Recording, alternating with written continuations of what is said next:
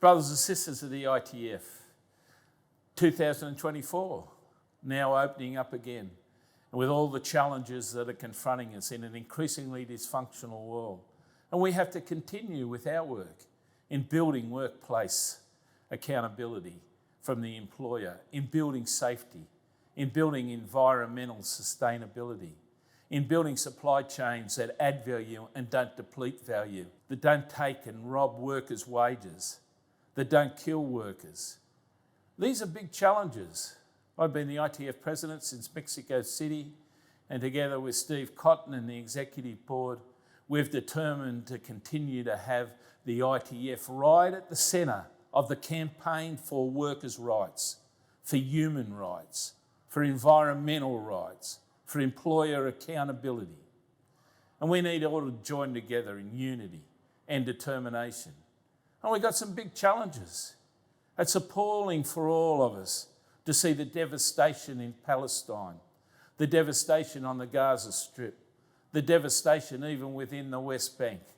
There needs to be peace, and the ITF has been right in the forefront of calling on peace. But because of the essential nature of supply chains into that area, we've got special responsibilities to make sure that those communities are secured against all the odds and secured in a way that sustains peace in that region. Can only be done by ceasefire, can only be done by proper and dignified recognition and respect. We're campaigning for seafarers' rights and trade union rights in Chile, where we've had a recent meeting. We're standing behind our Argentinian brothers and sisters in the extraordinary attacks under the newly elected government. We need to go into Africa and continue to determine that we will fully support them in the integration and reintegration into the world economy. And as Asia Pacific grows larger and larger and larger, we need to concentrate on the pension plans within India and across Asia Pacific itself, make sure that trade unionism goes along with economic growth and accountability.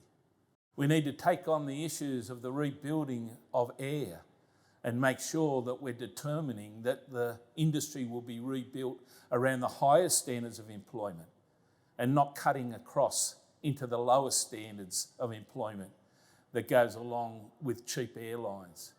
It's important that we tackle the gig economy and automation and AI in a way that enhances jobs and doesn't undermine them. And we've got other great challenges. We've got to continue the consolidation of our international supply chains. And it doesn't matter whether it's in road or rail or in air or in maritime and dock workers. All of those areas so essential to the world economy. With its mishandling, after the neoliberal agenda has removed workers' rights and a race to the bottom, the exploitation and the tax evasion, all of the things that construct an international economy based on no accountability. We're right at the centre of that.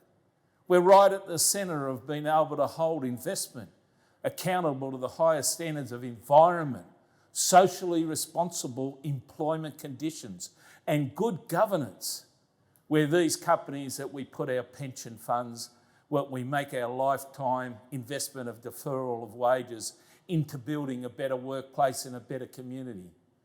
There has to be accountability, and we're at the forefront of that as well. That's your ITF. That's our ITF.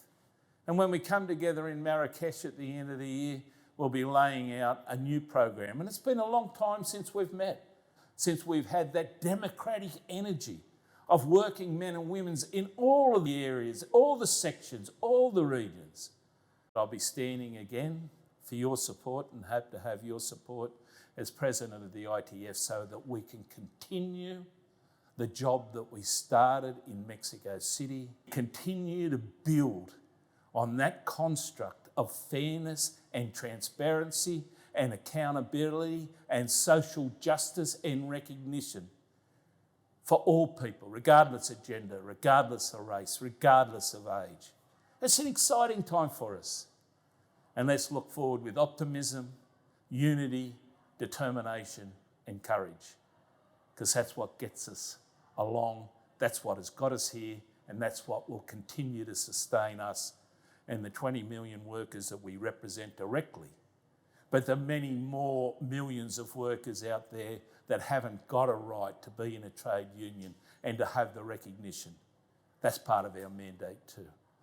These are many challenges and many things, but with our wonderful team in London and around the world, in the regions and the sections, and with your support, affiliate support, real working men and women, we'll get the job done all right.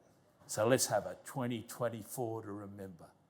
Brothers and sisters, the ITF, we're here to stay.